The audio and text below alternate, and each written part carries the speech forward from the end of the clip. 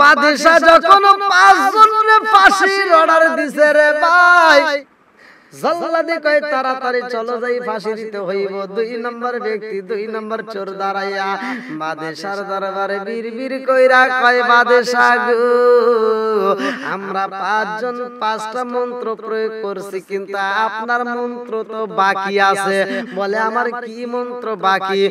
বলে ও বাদশা, আমরা 5 জন মৃত্যুদণ্ডের আসামি হয়ে গেছি গো, আমরা সবাই তো ভয়ে কাঁপাকাঁপি শুরু হয়ে গেছে, আমরা বুঝি বাঁচবো না। ও বাদশা গো, আমরা চুরি করতে যাইয়া আমরা যে কায়দা কৌশল অবলম্বন করেছি, আমরা যে কৌশল অবলম্বন করেছি, কৌশল প্রয়োগ করে আমরা সফল হয়েছি, আমরা সফল হয়েছি। ও বাদশা, আমার আপনার নবীর মোহাব্বত থাকে তাইলে শান্তি। আল্লাহকে স্মরণ করলে সর্বহালতে ওই ব্যক্তিটা হাসতে হাসতে আল্লাহর জান্নাতে যাবে।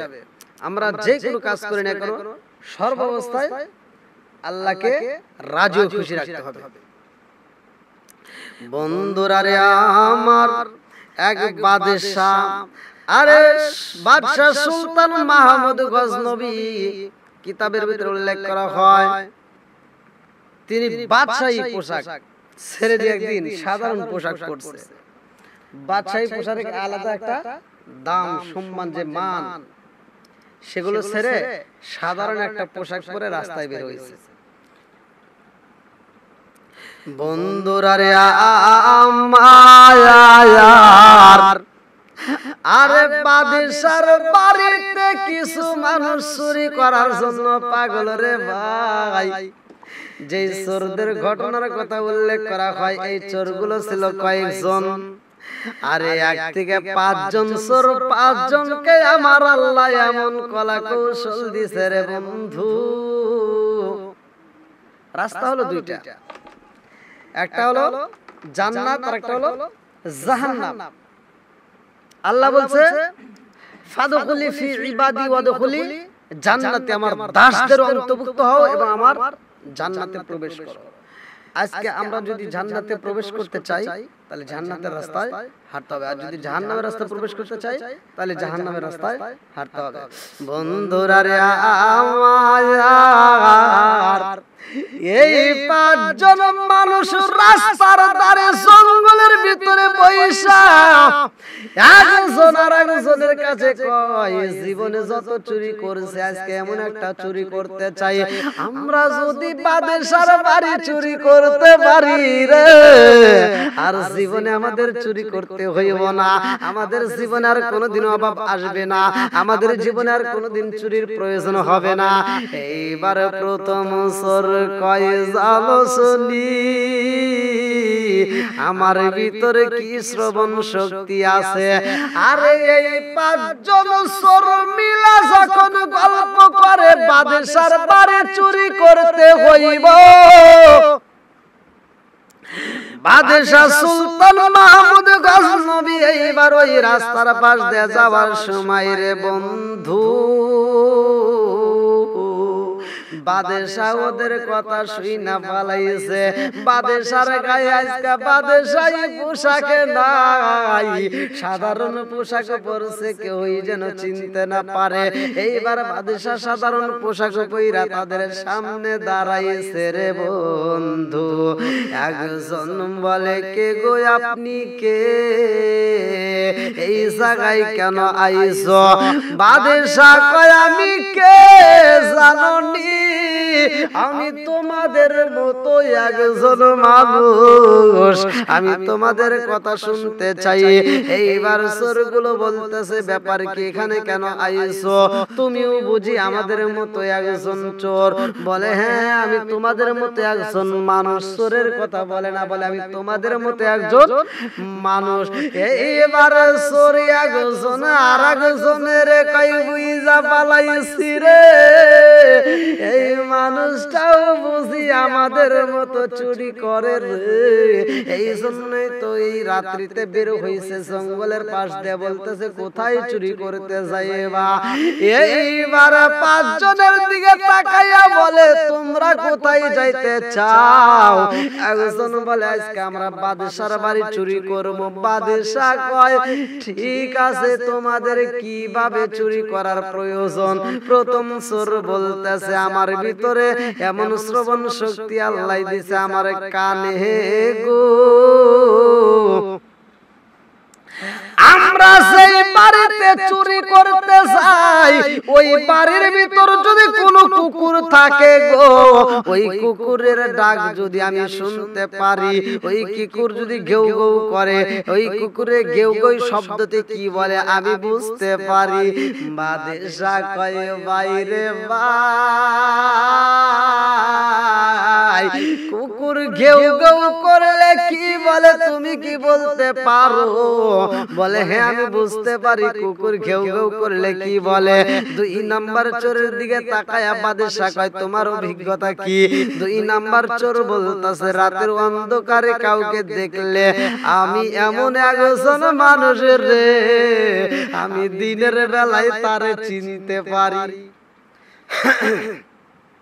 দেখেন রাতের অন্ধকারে যদি চুরি করা হয় বা রাতের অন্ধকারে যদি আমার পাশ দেয়া অন্ধকারের ভিতর যদি কেউ হাইটে যায়, আমরা তো দিনের বেলায় তারে দেখলে চিনতে পারবো না। অর্থাৎ অপরিচিত লোককে আমি যদি রাতের অন্ধকারে দেখি, আবার সেই মানুষটা দিনের বেলায় আমার সামনে আসবে, তারে চিনতে পারবো, এটা সম্ভব না।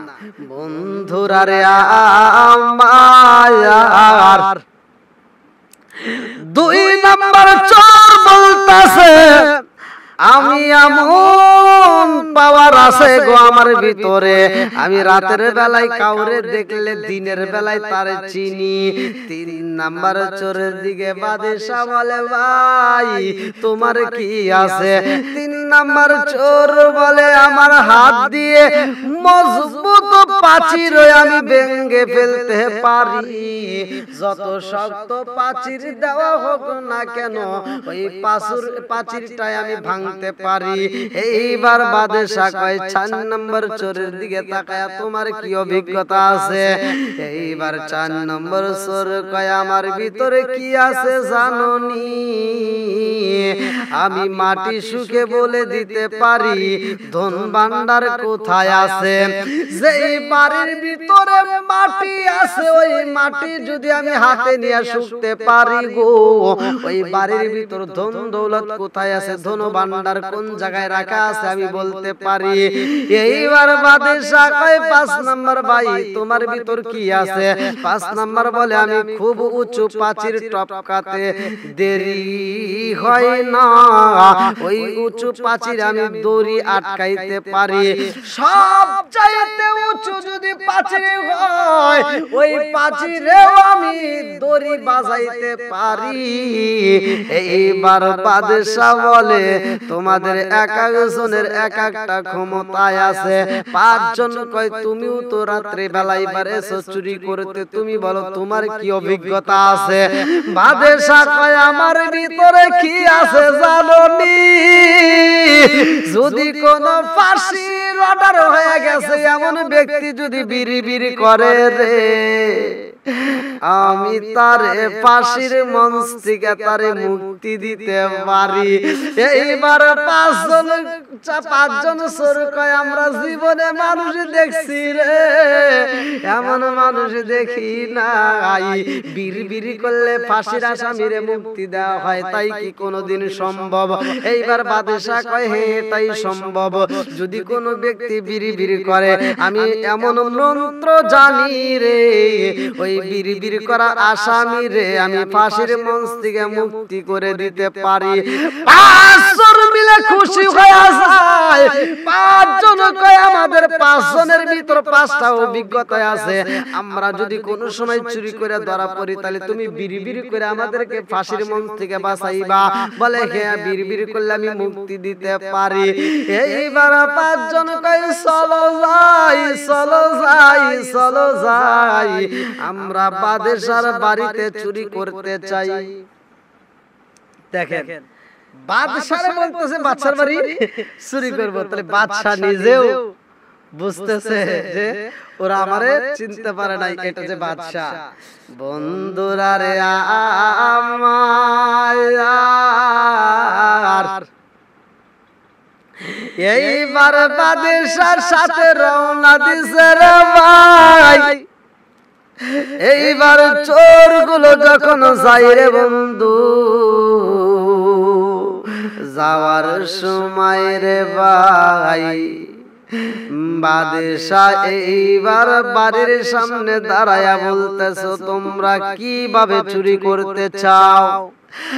পাঁচজন চোর বলতাছে আমরা পাঁচজন মিলে চুরি করব, তোমারও সাথে নেব, আমরা মোটো হব 6 জন, তোমারও ভাগে দেব, সমান সমান ভাগ হবে। প্রথম চোর কুকুর যখন গেউ গেউ করে ডাক মারছে রে ভাই, বাদশার সামনে প্রথম চোর বলতাছে, কুকুর আওয়াজ দিছে রে, কুকুরে ঘেউ ঘেউ করতেছে। এই মুহূর্তে বোঝা যাচ্ছে এই বাড়ির ভিতর আমরা চুরি করতে আইছি, বাদশাহ আছে, বাদশাহ আছে। বাদশার পরিচয় দিচ্ছে না, বাদশাহ বলতেছে দেখি এরা কি করে।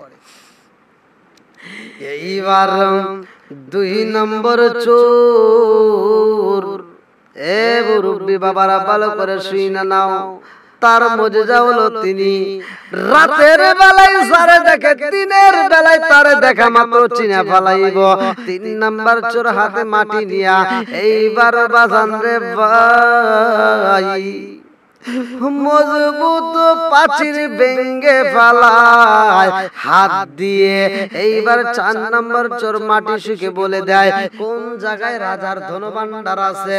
5 নম্বর চোর খুব উঁচু পাচির কিন্তু দড়ি আটকাইতে পারে।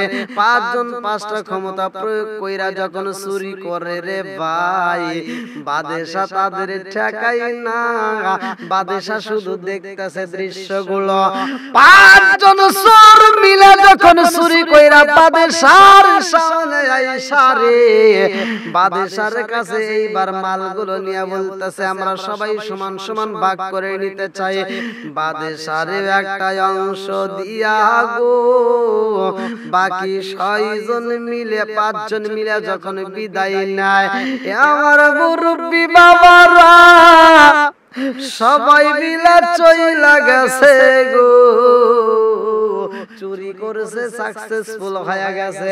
এইবার বাদশাহ সকালবেলা তার রাজ দরবারে সবাইকে ডেকে বলতেছে আমার রাজ দরবারে চুরি হয়েছে, আমার এই রাজ দরবারে যে চুরি করছে আমি তাদেরকে হাজির করতে চাই। রাস্তা দিয়ে কোন রাস্তায় দিয়ে গেছে, কোথায় গেছে, তারা মালগুলো কোথায় রাখছে, সব কিছুর খবর বাদশাহ রাইখে দিয়েছে। এইবার বাদশার সিকিউরিটি যা 5 জনকে অ্যারেস্ট করছে। এইবার বাদশার রাজ দরবারে নিয়ে আইসা হাজির করছে। হাজির করার পরে 2 নাম্বার আসামি, 2 নাম্বার আসামি যে রাতের বেলায় মানুষকে দেখলে দিনের বেলায় চিনতে পারে। 5 জনের ভিতর থেকে 2 নাম্বার যেই ব্যক্তিটা রাতের বেলায় মানুষ দেখলে দিনের বেলায় চিনতে পারে, উনি এবার বাদশার দিকে তাকায়া চিন্তা করতেছে হায় হায় সর্বনাশ, এটা কি হলো, আমরা চুরি করছি কিন্তু রাতের বেলায় আমি যারা দেখি দিনের বেলায় তারে তো চিনতে পারি, কিন্তু রাতের বেলায় আমি যে চুরি করছি আমরা 5 জনের ভিতর আরেকজন 6 জন ব্যক্তি ছিল, তো 6 নম্বর তো আমাদের বাদশাই ছিল। আল্লাহু আকবার। দেখেন 2 নম্বর চোর এইবার বিড়বিড় করতেছে যে আমরা যে চুরি করলাম আমাদের সাথে রাত্রিতে 6 নম্বর যে ব্যক্তিটা সেই ব্যক্তিরা এখন বিচারক। বন্ধুরা রে আমার, চুরি করলে চুরির শাস্তি হয়, হাত কেটে দাও।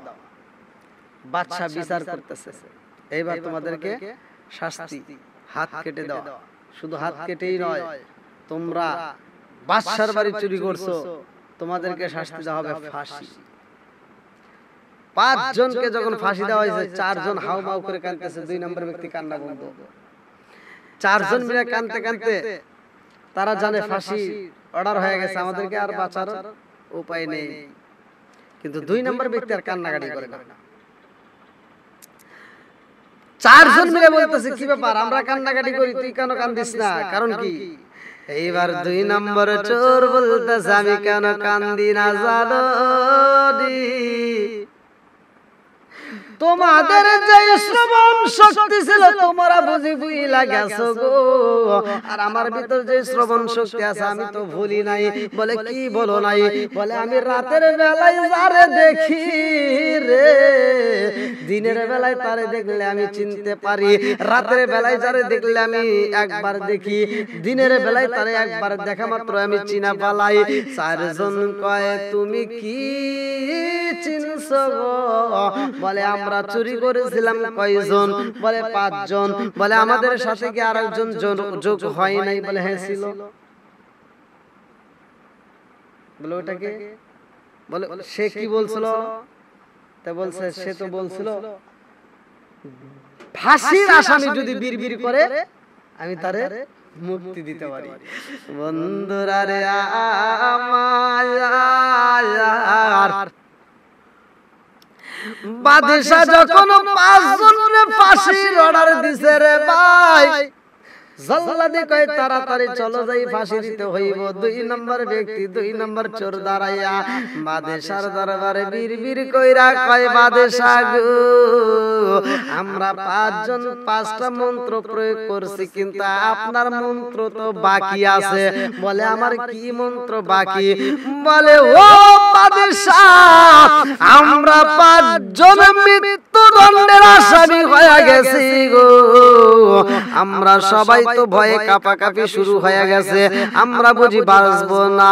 ও বাদশা গো, আমরা চুরি করতে যাইয়া আমরা যে কায়দা কৌশল অবলম্বন করেছি, আমরা যে কৌশল অবলম্বন করেছি, কৌশল প্রয়োগ করে আমরা সফল হয়েছি, আমরা সফল হয়েছি।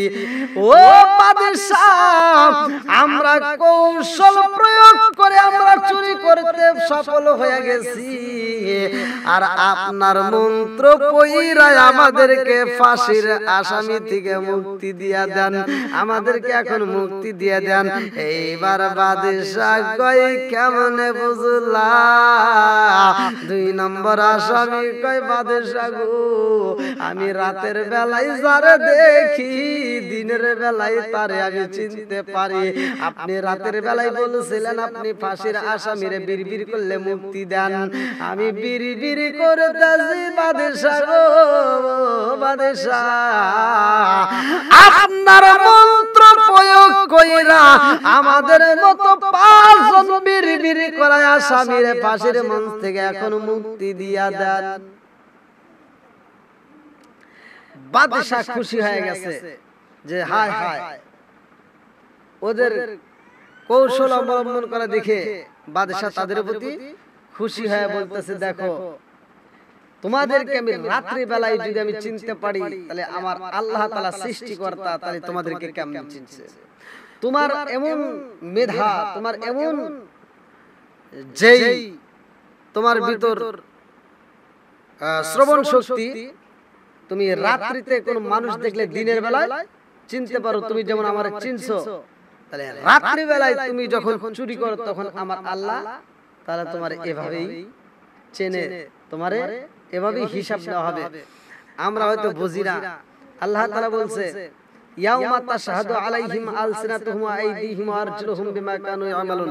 আল্লাহ তাআলা বলছে এই হাত একদিন সাক্ষী দিবে, মুখের জবান বন্ধ হয়ে যাবে, হাত সাক্ষী দিবে, পা সাক্ষী দিবে। ওই দিন আমাদের পালানোর মতো কোনো জায়গা থাকবে না।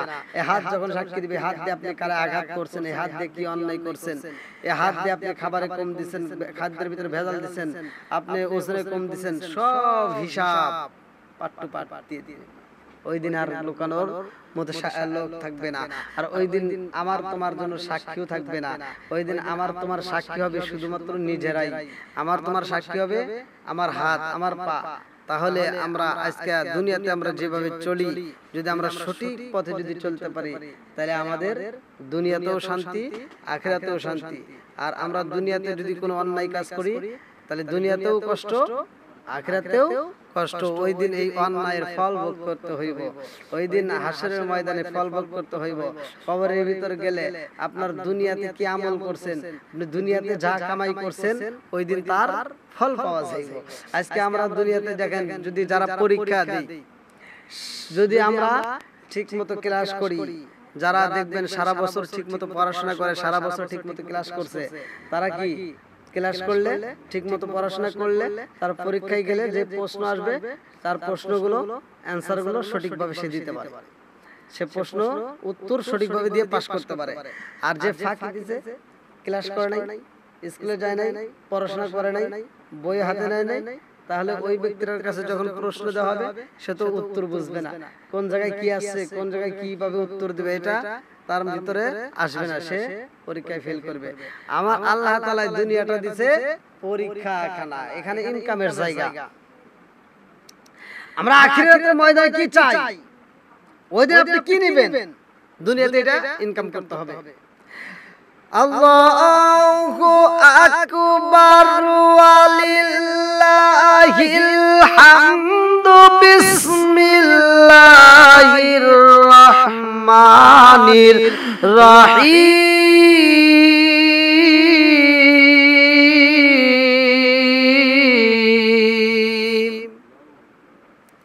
ফামান ইয়ামাল মিসকালা দাররাতিন খায়রান ইয়ারা ওয়া মান ইয়ামাল মিসকালা দাররাতিন শাররান ইয়ারা। এক বিন্দু পরিমাণ যদি নেক আমল করা হয় আল্লাহ তাআলা তা দেখায় দিবেন, আর এক বিন্দু পরিমাণ যদি বদ আমল করা হয় আল্লাহ তাআলা সেটাও দেখায় দিবেন। ওই দিন কোনো মুক্তি পাওয়া যাবে না, কোনো ছাড় নাই। প্রতিটা সেকেন্ডের হিসাব হবে, প্রতিটা মিনিট নয়, প্রতিটা সেকেন্ডের হিসাব হবে। আজকে যেমন আমরা আলোচনা করি, আজকে যেমন আমরা লাইভ দেখি, পৃথিবীর যে কোনো প্রান্তে কি হচ্ছে আমরা লাইভের মাধ্যমে প্রচার করতে পারি, দেখতে পারি। ঠিক হাসরের ময়দানে লাইভ অনুষ্ঠান হবে। ওই দিন যখন লাইভ হবে তখন কি করব? জাহান্নামীদেরকে জাহান্নামে শাস্তি দেওয়া হবে, জান্নাতীদেরকে জান্নাতের ভিতর সুখ দেওয়া হবে, আরাম দেওয়া হবে। জাহান্নামীরা পচা রক্ত, পচা খাবার, পচা পুজ রক্ত যখন খাবারগুলি দেওয়া হবে, আর জান্নাতীদেরকে দেওয়া হবে ভালো ভালো সুস্বাদু খাবার। তার ভিতর যারা সিয়াম সাধনা পালন করলো আল্লাহ তাআলা তাদেরকে দিবে শরবতান সাইগাতাল লিশারিবিন। আল্লাহর রাসূল বলছে ওই দিন শরবতের এক একজনকে জান্নাতি এক একটা ব্যক্তির জন্য এক একটা করে নদী দেওয়া হবে। লাবানুন খামিসা, দুধের একটা নদী থাকবে। আসালান মুসাফফা, মধুর একটা নদী থাকবে। মা আন তাহুরা, পবিত্র নিয়ামতের পানি থাকবে। শুধু তাই নয়, কিতাবের ভিতর উল্লেখ করা হয় ওই দিন আমার আপনার জন্য আল্লাহ তাআলা জান্নাতের ভিতর যেই মাছের কলিজাগুলো দিবে, সেই সুস্বাদু খাবারগুলো দেওয়া হবে। শুধুমাত্র তাই নয়, ওই দিন পাখির গোশত দেওয়া হবে। ওই দিন এই সমস্ত খাবারগুলো দেখে জাহান্নামীরা আফসোস করবে। ওই দিন তারা আফসোস করবে, কাঁদবে, চিৎকার করবে। জান্নাতের ব্যক্তিদের জন্য আল্লাহ তাআলা জান্নাতের খাজানা দিবে। জান্নাতের সুস্বাদু খাবারগুলো যখন দেওয়া হবে, সুস্বাদু খাবারগুলো তারা নিয়ে একজন আরেকজনের দিকে তাকায় হাসবে, আরেকজন আরেকজনের দিকে তাকায় হাসবে আর বলবে আমার আল্লাহ তাআলা যেই ওয়াদা করছে, আল্লাহ তাআলা যা বলছে আজকে আমরা তাই পেয়েছি। আল্লাহ তাআলা যেই কথা বলছে আমরা তার প্রতিদান পেয়ে গেছি। বন্ধুরা রে আমার আল্লাহ তাআলা ওই দিন এত সুন্দর নাজ নিয়ামতের খাবার দিবে বন্ধু, জাহান্নামী যারা হইব তারা দেখবেন দৌড়াইবে। ওই দিন ময়দানে ছটফট করবে, এক একজন এক এক ভাবে কান্নাকাটি করবে। ওই দিন কিন্তু পানির জন্য দৌড়াদৌড়ি করবে না। ওই দিন এমন সময় হইব মানুষ হাঁপাইতে ঘামাইতে ঘামাইতে শরীরের ঘাম দিয়া যে পানি বের হবে, আল্লাহ রাসূল বলছে ওই দিন ওই ময়দানের ভিতর যার যার ঘামের পানি দিয়ে শেষে সাঁতরাবে, যার যার ঘামের পানি দিয়া সেই সেই সাঁতরাবে। সব উলঙ্গ অবস্থায় মানুষ দৌড়াবে খাতনাবিহীন অবস্থায়, ওই দিন কি অবস্থায় থাকবে তাহলে চিন্তা করেন। আম্মা জান আয়েশা সিদ্দিকা রাদিয়াল্লাহু আনহা একটা হাদিসের ভিতরে উল্লেখ করা, আল্লাহ রাসূল বলছে সবাই উলঙ্গ অবস্থায়, আর আম্মা জান আয়েশা সিদ্দিকা রাদিয়াল্লাহু আনহা বলছে ইয়া রাসূলুল্লাহ ইয়া হাবিবাল্লাহ, ওই ময়দানে কি আমি থাকবো? বলে হ্যাঁ আয়েশা, ওই ময়দানে তুমিও থাকবা। আম্মা জান আয়েশা সিদ্দিকা রাদিয়াল্লাহু আনহা বলছে তাইলে ওই ময়দানের ভিতরে আমি কেমনে উঠবো? আমার তো লজ্জা লাগবে। দেখছেন তারা কি চিন্তাটা করছে আর আমরা কি চিন্তা করি? বন্ধুরা রে আমার আম্মা জান আয়েশা সিদ্দিকা রাদিয়াল্লাহু আনহা বলে ইয়া রাসূলুল্লাহ, নবী গো, ও মায়ার নবীজি, ওই দিনের ময়দানে আপনি নবীর সাহাবীরা থাকবনি। আমার নবী কয় আয়েশা রে, ওই ময়দানে শুধু আমার সাহাবীরা নয়, ওই ময়দানে আদম নবী থাকবে, ওই ময়দানে ঈসা নবী থাকবে, ওই ময়দানে জাকারিয়া নবী থাকবে, ওই ময়দানে ইলিয়াস নবী থাকবে, ওই ময়দানে মুসা নবী থাকবে, ওই ময়দানে ঈসা নবী থাকবে। আরে যতগুলো নবী রাসূল আইছে দুনিয়ারে বন্ধু, আমার নবী কয় সবাই থাকবে। ওই ময়দানে আমি নবীর উম্মত থাকবে গো, সব নবীর উম্মতেরা থাকবে, আমি নবীর উম্মতেরা থাকবে। ওই ময়দানের ভিতর মুসলমান থাকবে, ওই ময়দানে ইহুদি থাকবে, ওই ময়দানে নাসারা থাকবে, খ্রিস্টান থাকবে, সব ধর্মের মানুষ থাকবে, সবাই থাকবে। আম্মা জান আয়েশা সিদ্দিকা রাদিয়াল্লাহু আনহা বলছে ইয়া রাসূলুল্লাহ ইয়া হাবিবাল্লাহ, ওই দিন এতগুলো মানুষ সবাই একত্রিত থাকবো, তাহলে ওই দিন যদি উলঙ্গ অবস্থা হয় তাহলে আমি আয়েশা সিদ্দিকা রাদিয়াল্লাহু আনহা কি করব? ওই দিন আমি কেমনে তাদের সামনে দাঁড়াবো? আমার নবী কয় আয়েশা রে, ওই দিনটা এমন দিন একজন আরেকজনের দিকে তাকাইবো, এমন সময় থাকবে না মাথার উপরে এক বিগত উপরে এক শলা, এক শলা। কোন কোন কিতাবে আছে এক বিগত 4 আঙ্গুল, কোন কোন কিতাবে আছে এক শলা।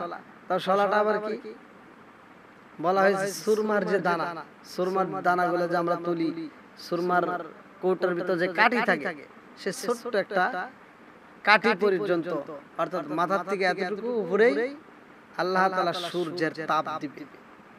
আর এই সূর্যের তাপে মানুষের মাথাগুলো এমন ভাবে ছটফট করবে, মাথার ভিতর যে মগজগুলো আছে মগজগুলো গলে ছটফট করতে করতে দেখবেন যখন মানুষ খাবার রান্না করে, ভাত রান্না করি, তখন ওই চুলায় যখন ভাতটা হবে এমন সময় ভাতটা বলক পারতে পারতে পানির ছিটাগুলো বাইরে যায়, ঠিক মাথা এমন গরম হবে, হাদিসের ভিতরে উল্লেখ করা হয় এই মাথার মগজগুলো ছটফট করতে করতে ছিটকে ছিটকে গরম হয়ে নাক দিয়ে মুখ দিয়ে কান দিয়ে বের হবে।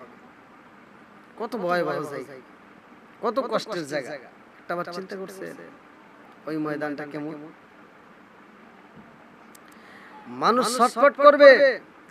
আম্মা জান আয়েশা সিদ্দিকা রাদিয়াল্লাহু আনহার দিকে তাকায় আমার রাসূল বলছে ওই ময়দানে মানুষ এই মাথার উপরে যখন সূর্য সেট করা হইবে, মানুষ ছটফট করবে, মানুষ পাগল পারা হয়ে যাবে, একজন আরেকজনের দিকে তাকাবে, অর্থাৎ একটা মানুষ নিচের দিকে মাটির দিকে তাকাবে, সেই সময়টাও সে পাবে না। এত কঠিন, এত ভয়াবহ জায়গা কেমনে পাবেন মা? আজ যদি আমরা দুনিয়াতে সঠিক পথে চলতে পারি, আজ যদি আমরা কোরআনের পথে অটল থাকতে পারি, তাহলে ওই ময়দানে আমাদের চিন্তা করতে হবে না। আর আমরা যদি আজকে দুনিয়ার বুকে ফাঁকি ঝুঁকি দিই, আমরা যেই ইনকাম করব, যেই কামাই করব, সেটার ফল দেখেন দুনিয়াতে আমরা যারা চলাফেরা করি, যারা কাজকর্ম করে, আজকে আমরা যেই কাজ করি না কেন পরিশ্রম করলে কিন্তু পরিশ্রমের ফল পাওয়া যায়। যদি একজন যদি পরিশ্রম না করে তাহলে সে ফল পেতে পারে না। তাহলে আজকে আমরা দুনিয়াতে যদি আল্লাহর হুকুম না মানি, আমরা যদি দুনিয়াতে আল্লাহর হুকুম মতো না চলি, তাহলে ওই দিন কিন্তু আমরাও ফল পাবো না। এজন্য আল্লাহ তাআলা আমাদেরকে সঠিক পথে চলার জন্য তৌফিক দিন। আল্লাহ তাআলা আমাদেরকে কবুল করুন। আমার পাগল মন সারাক্ষণ নবী নবী করে, আমার পাগল মন সারাক্ষণ নবী নবী করে। মানব না আর কোনো কিছু, চলব না আর কারো পিছু, মানব না আর কোনো কিছু, চলব না আর কারো পিছু। জীবনটারে সইপা দিলাম, জীবনটারে সইপা দিলাম নবীর চরণ তলে, আমার পাগল মন সারাক্ষণ নবী নবী করে, আমার পাগল মন সারাক্ষণ নবী নবী করে, আমার পাগল মন সারাক্ষণ নবী নবী করে।